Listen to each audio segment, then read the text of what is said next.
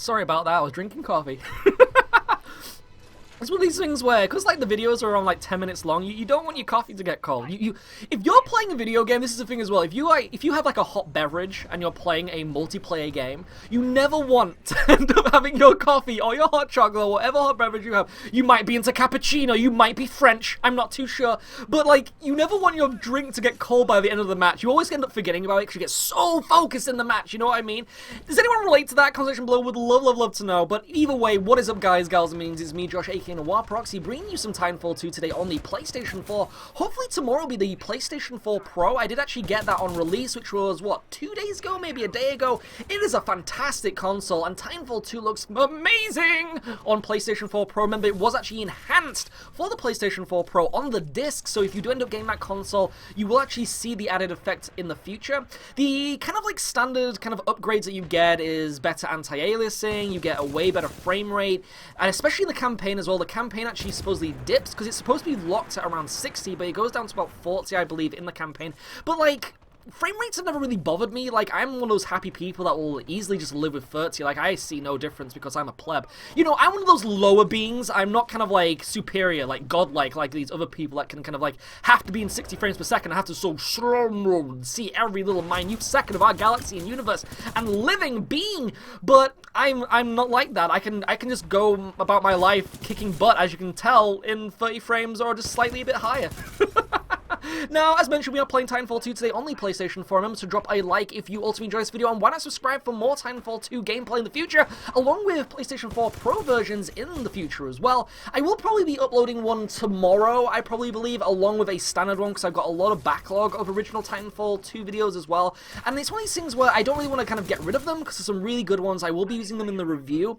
So when it comes to future reviews of, say, like, even Titanfall, or like PlayStation VR games and stuff, I will be using the standard footage of the non-PlayStation 4 Pro, did I say VR? You know what I mean. The PlayStation 4 Pro footage, and then, you know, that'll be kind of like a example of what it looks like and how good it looks on the PlayStation 4 Pro, but then, say, on the PlayStation Standard, I'll be using all of that footage to kind of like do my representation of the review, because obviously, a lot of people I don't think will be buying the PlayStation 4 Pro. I mean, it's a really worthy upgrade if you are into that kind of thing of wanting extra visual kind of fidelity in your kind of like gaming and stuff, but it's not like major. I know a lot of people won't be buying it, and I only bought it because it's really good for review stuff, because obviously I make videos and things, so it's quite helpful. One thing you may have noticed then, that someone did actually throw a gravity grenade at me. The best way to actually counter those gravity grenades, as you saw, is actually to use a grapple hook. So if you are actually using the grapple class, remember that you can actually attach to surfaces with that grapple hook while you're actually in that gravity grenade, because once that gravity grenade explodes, there's actually a potential chance that you might die,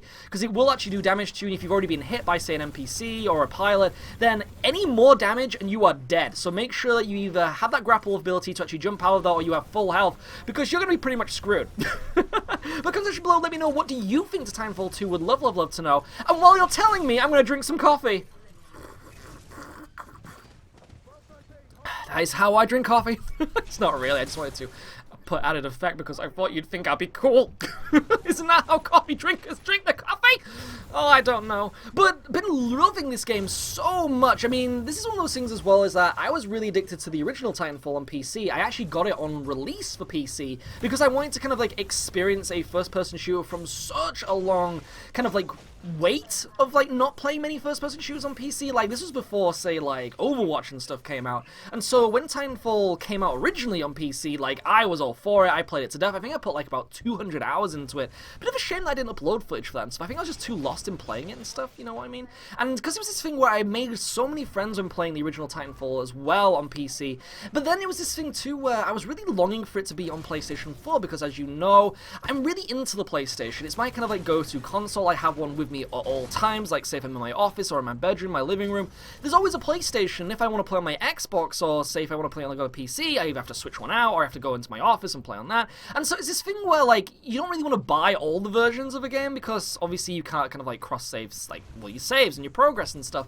And so generally you just have to like pick one version. So I was really longing to have the ability to play Titanfall on my PlayStation, because that means then I could play in different rooms and things, because I could just move the disc around. And so it's been really fantastic being able to do that, especially since I have my PlayStation 4 Pro now, because I actually have my PlayStation 4 Pro in my office for recording, and then I have my standard PlayStation 4 in my bedroom for just chilling and playing games.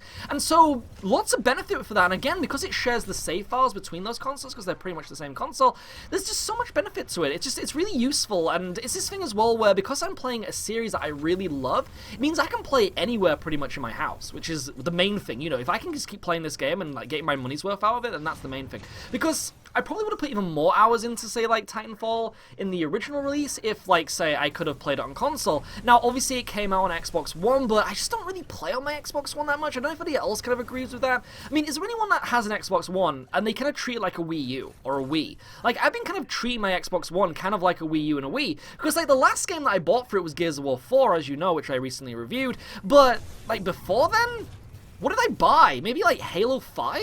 There's, like, never any exclusive for that game at all. Like, you get so many exclusives for, say, like, your PlayStation 4.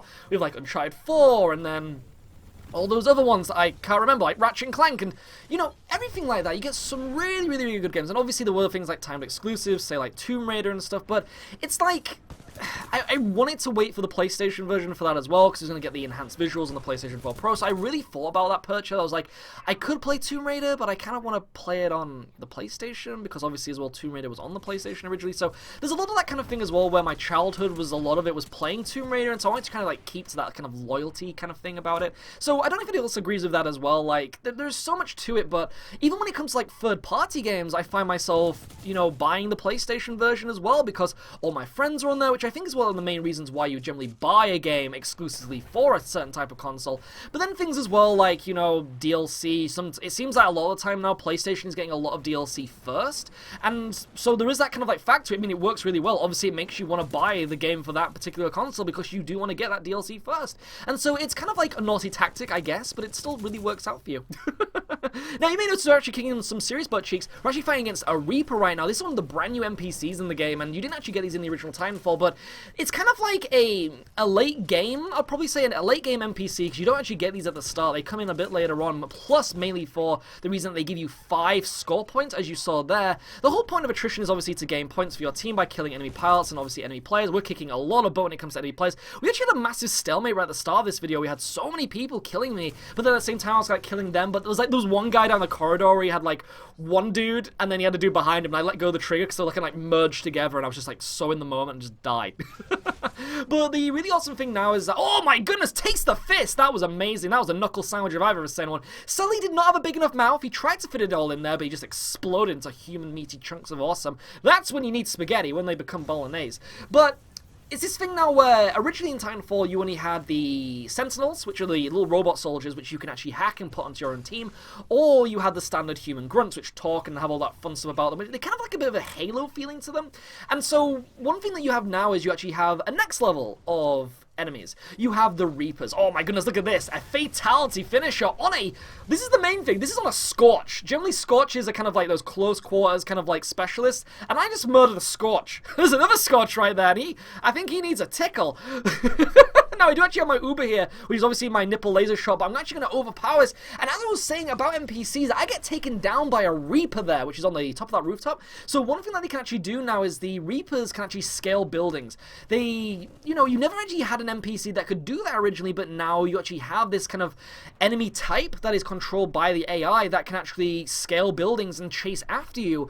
And it's kind of cool actually because they can actually go against your Titans as well. They're really effective against pilots and Titans. There's actually an anti-pilot turret there, which is a little bit worrying. So as mentioned, you do actually have this little bit of a challenge now against the NPCs, but the main reason why they're so challenging is because they give you 5 points compared to just 1 point from the Sentinels and the standard grunts. So something to remember there, you actually have a little bit of a benefit. You have the standard enemy grunts that give you 1 point just for killing them. You don't get anything else from just killing them. It's just kill them for 1 point. You know, it helps towards your team's progression of winning. And then you also have the Sentinels, which give you 1 point, but you also have the ability by running up to them holding square, and you can actually put them into like a melee hack, kind of like finisher in a sense, where you have to wait for 5 seconds and you will hack them, but they'll follow you around and help your team. So they kind of like add players onto the field to actually like attack the enemy, which is kind of useful, I think. Don't you think that's kind of useful? I think that's kind of useful.